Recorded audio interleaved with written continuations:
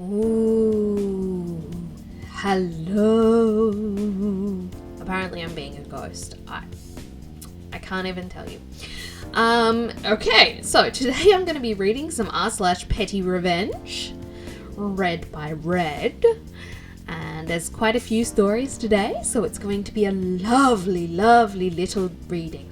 Okay, let's go. Take all my change. Okay, this is super petty and may piss off some taxi drivers if you're UK based, but I just snapped one night. This was last year and was going from my house to my friend's house.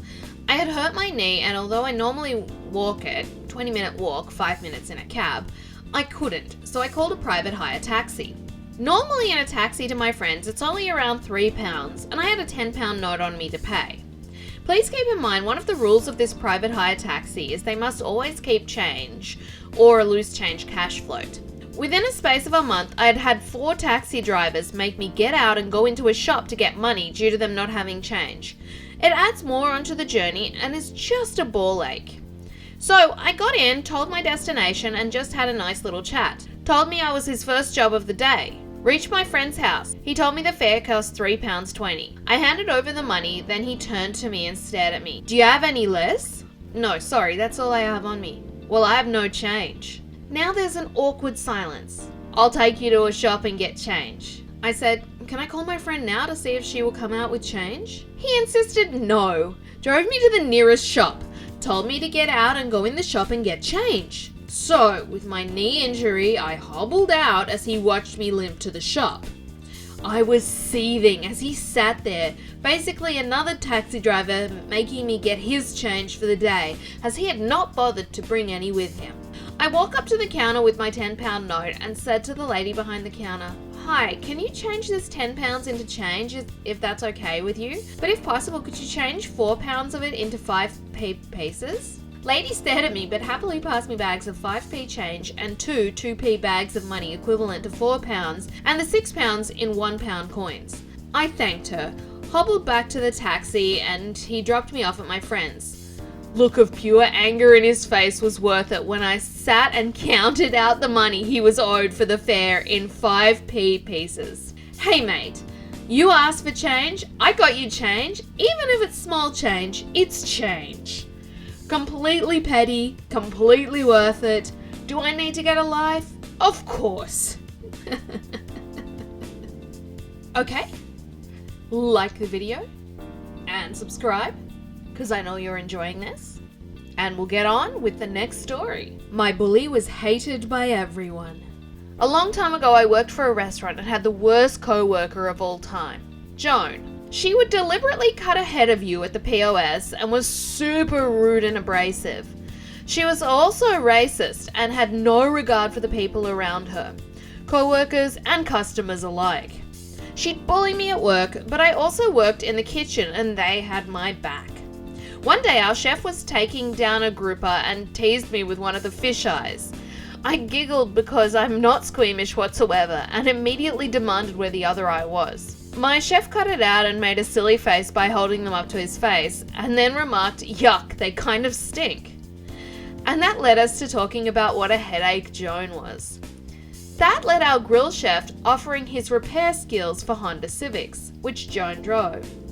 Chef Al said he saw an oil leak that morning and offered to fix it for free. Joan accepted immediately.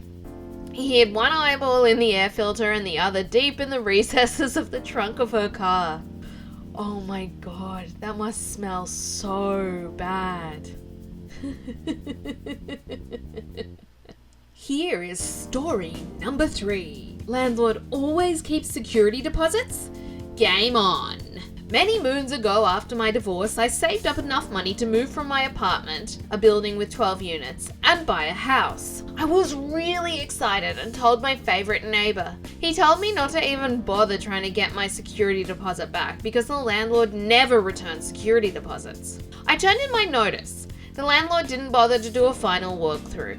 After 30 days, I emailed her and asked about my deposit. No response. I filed a small claim court case for the deposit. This lovely lady's strategy was to hire a lawyer and bump it up to the next higher court. Most people quit after she bumped it up to the next higher court. I had some spare time and have always loved a good game of strategy. I double checked with the court to make sure I could represent myself. FYI, anyone can. I then sent a certified letter to her attorney asking for a full disclosure of the evidence being presented. A huge thank you to all those TV shows that explain what full disclosure is. A week later, I received a call from the lawyer asking what I wanted in order to avoid court. Settlement accomplished. The petty revenge? I let my neighbour know how to get his deposit back when he was ready to move. He let the other tenants know how to get their deposits back.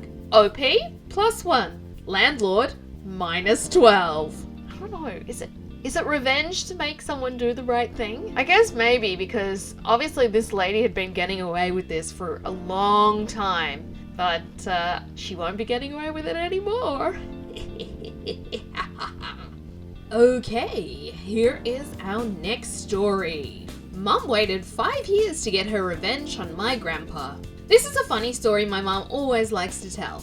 Back in the year 1997, some days after my sister was born, my parents decided to visit my dad's hometown to show my grandparents their first grandchild coming from my dad.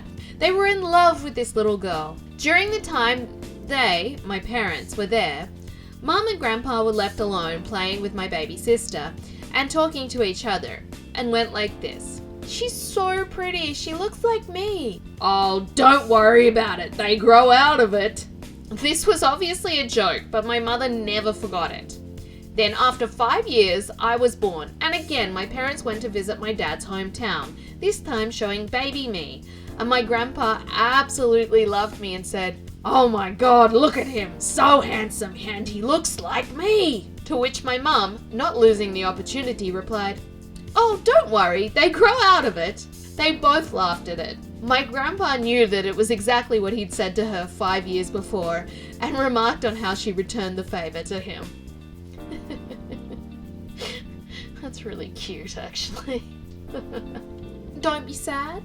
We've reached our last story, but there'll be more tomorrow. Pick a fight so you can cheat? Enjoy looking for a new place to live. Back in the time before cell phones, I dated this girl. We'll call her Heather. After about 6 months of dating, she asked if she could move in with me. She was having issues with her parents and they were kicking her out, and her brother's wife didn't want her living with them for some unknown reason. Things seemed to be going well for us, so I said sure, why not?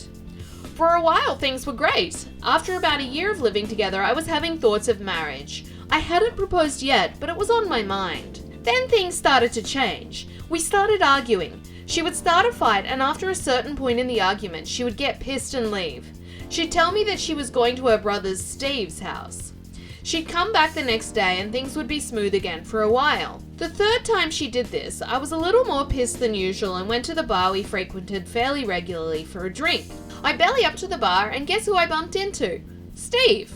He acted a little standoffish, but that was his usual treatment towards me, so I thought nothing of it. He leaves the bar and I turn around to ask him about Heather, but I didn't get past, "Hey Steve," before I saw her across the way. She was sitting cowboy on some guy's lap with her tongue halfway down his throat. I have to admit, I saw red. Dave the bartender saw the look on my face and was like, "Man, I figured you'd be over her by now. She's been seeing that guy for months now." "We're living together," I told him, which his only reply was, "Ouch, sorry man," before tending to another patron. There were several things I wanted to do, but I thought better of it. I waved a bye to Dave and left my drink on the counter and headed home. On my way home, I swung by Scotty's, a local hardware store akin to Home Depot or Lowe's. They were closing shop, but I told them I'd only be a minute. The kind lady told me to make it quick, and I was back on the road in less than 10 minutes. Pulling up to the house, I half expected Heather to be there and prepared myself for the drama, but nope. So I pulled my bike into the garage and got to work. I installed the new door locks and began packing her things into trash bags. I placed the bags in a nice, neat row along the porch, all the while expecting Heather coming up the drive. But nope. Spent a little time writing a note to place on the door and then went to bed. The next morning I wake up and the bags are still there and the note is still taped to the door. I figured old Steve hadn't said anything to his sister about seeing me at the bar, and she'd be home any time now, thinking nothing was amiss. Around noon, my assumptions are proven correct when I hear her at the door. "What the F is this?" And she starts screaming at me to open the door.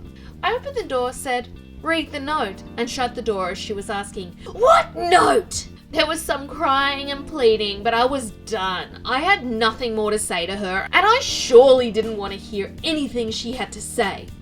When it got quiet, I pulled the curtain aside to see her stuffing garbage bags into her car. The note? Bumped into Steve at the bar. "Hope you had fun with that guy last night. We're done. Good luck finding a new place to live." I mean, she deserved it.